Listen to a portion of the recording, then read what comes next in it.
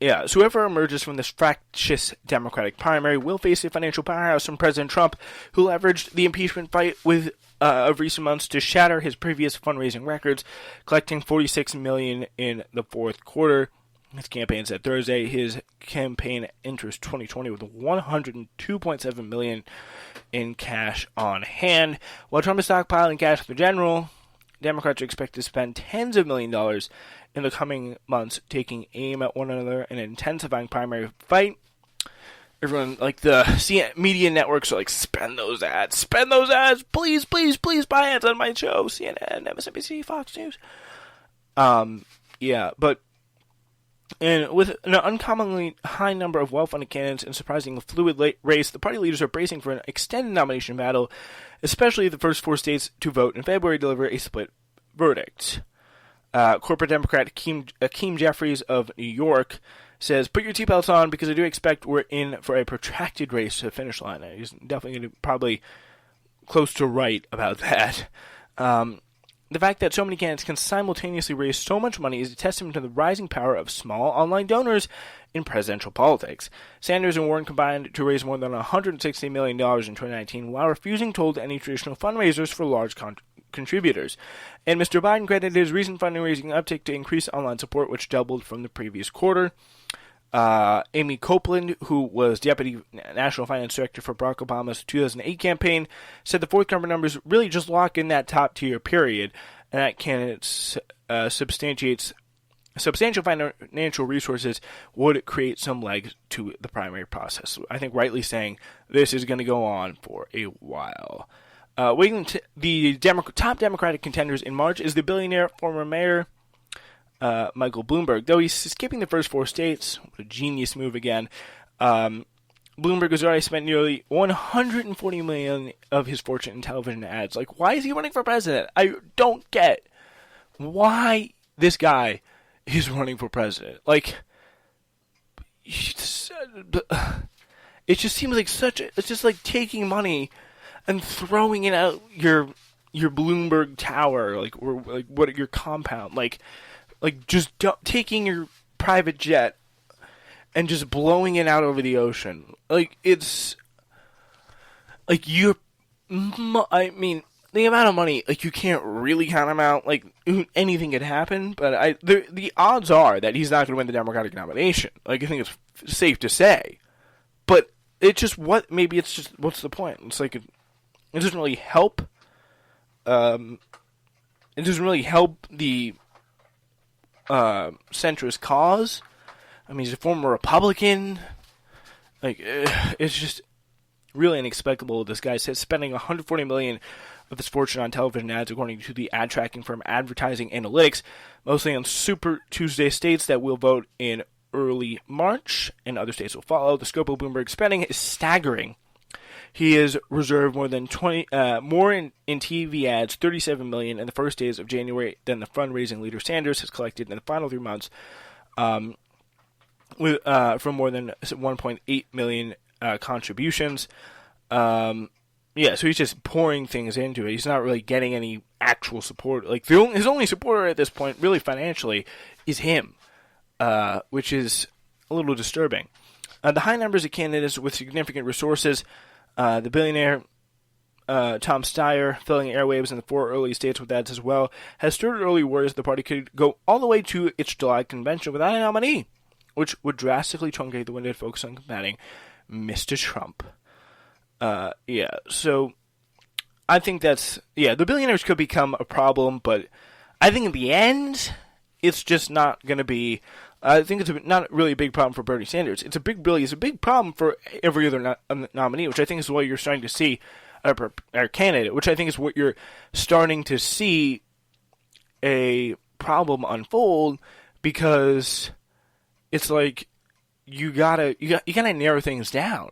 Like, you gotta be like, hey, it's time to get serious. I think that's broadly what the voters want. And Steyer, Bloomberg, like, they're not taking any voters from Sanders with their money and their resources they're pouring in this race.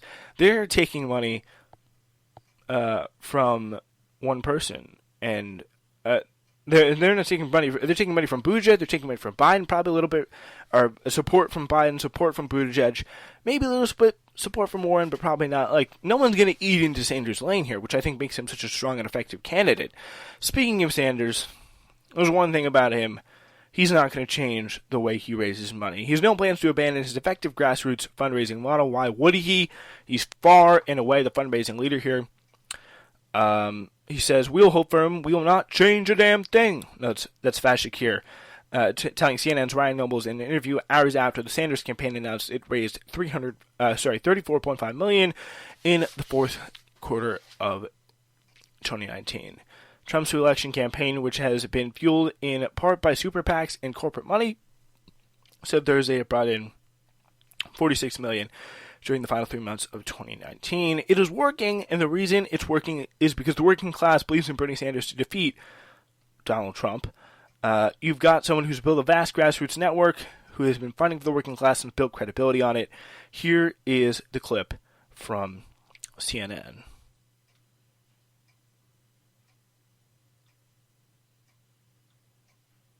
Caucuses, the leading Democratic candidates are now focusing their energy on the Hawkeye state. Bernie Sanders, Joe Biden, Amy Klobuchar are all holding campaign events today in Iowa. So let's go there to Iowa. And joining me outside the Sanders campaign bus in Des Moines is Faz Shakir, the Sanders 2020 presidential campaign manager. So Faz, let's talk about this a massive fundraising haul that you guys were able to pull in today. $18 million raised in December alone. And I'm also very interested in the new donors that you have funneling into this campaign. Is this It is people. And Donald Trump, you need people. You're not going to beat him with money. You're going to have to beat him with people power. And we're showing that through these numbers today.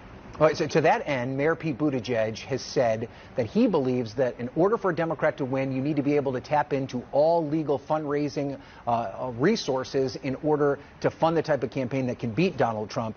You guys have been pretty consistent. You've been able to be competitive in a Democratic primary by, not taking super PAC money, not taking corporate money, only taking individual donors, and for the most part, small donors. You're averaging about $18 a donation. But what happens if you And I love how this is AKA with the hands tied behind their back. win the nomination? Are you going to be able to sustain that against President Trump? And will you hold firm and not change your fundraising strategy should Sanders become the nominee?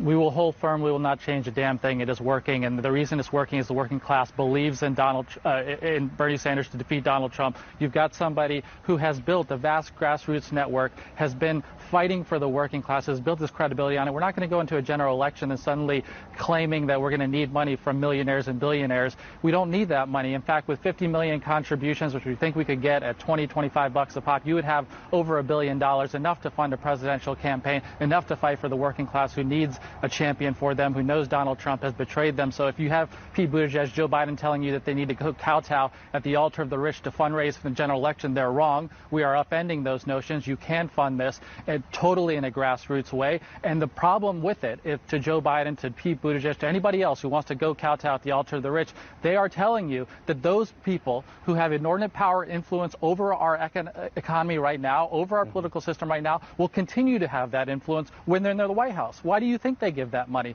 That is money in an effort to buy influence over the political process. And so if they're going to tell you they're going to fundraise with it, what that comes with is, they're going to have influence over your health care policy, they're going to have influence over your environmental policy, they're going to have influence over every kind of policy within the federal government and even the people who serve in government. That's something Bernie Sanders has always rejected, and he does so in a way that I think the working class completely believes in, that he will be a very different president who would organize the presidency in a very different way than we've seen in recent history. But Faz, you're going to need to unify the Democratic Party should... All right, so yeah, that's Ryan Nobles talking to Bernie Sanders' campaign manager, Faz Shakir. We're going to be following all of this stuff, all the campaign. And speaking of Bernie Sanders, I'm trying to find a pretty interesting clip of him talking about Iran, which could be a bit of a problem coming soon. He is on Face the Nation 6 months ago. Was President Trump's decision this week to call off that strike the right one? See, it's like somebody setting a fire to a basket full of paper and then putting it out. He helped create the crisis, and then he stopped the attacks. The idea that we're looking at a president of the United States who, number one, thinks that a war with Iran is something that might be good for this country. He was just doing a limited strike. Oh, just a limited strike. Oh, well, I'm sorry. I just didn't know that it's okay to simply attack another country with bombs, just a limited strike. That's an act of warfare. Was President Trump's decision this week? All right, so yeah, it's like, this is why Bernie Sanders' voice on this is going to be so important, so good, and why we need to have him talking about this stuff. Oh, we really need it, folks. Okay, so speaking of someone who we're not going to have as much of a voice in anymore, former Housing and Urban Development Secretary Julian Castro announced Thursday he was suspending his presidential campaign, pledging to continue fighting for working people, immigrants' rights, and combating wealth inequality. Me llamo Julian Castro. I am a candidate for President of the United States of America. The very fact that I can say that tonight shows the progress that we have made in this country. Like many of you, I know the promise of America. My grandmother came here when she was 7 years old as an immigrant from Mexico. And just 2 generations later, one of her grandsons is serving in the United States Congress, and the other one is running for president of the United States. We've been a little bit different from all the other campaigns. We've been speaking up for the most vulnerable folks in this country. People sleeping on the streets and in storm drainage tunnels in Las Vegas. Folks who are the victims of police brutality. We've been fighting for those who are often left out, cast aside, marginalized. Watching that image of Oscar and his daughter Valeria is heartbreaking. It should also piss us all off. My plan also includes getting rid of Section 1325 of the Immigration and Nationality Act to go back to the way we used to treat this when somebody comes across the border, not to criminalize desperation. Yeah, so that's his video that he posted today, suspending his campaign. And I think this really surprised me coming to the race, because first it was like, oh, it's an Obama guy. He's going to be a standard corporatist type of guy. Just getting the win, Bernie. But no, he ran especially after his first little time of the debates, I think he really ran an amazing campaign. I think he ran a really strong campaign. He ran a campaign that was, and I would like to see him again. He ran a campaign that really did. It fought for the marginal people, as he said, and he really, I think, was very strong on fighting for immigration, bringing new voice to that policy.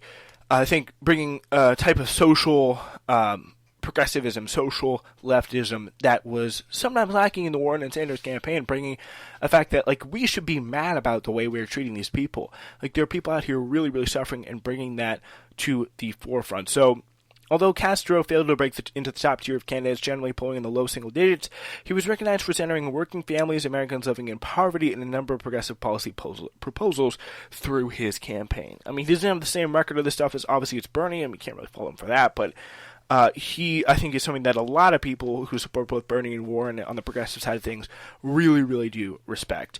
He began his campaign really a year ago with a call for universal pre-K, which he enacted in San Antonio during his time as mayor of the city, and later put out a plan to end hunger.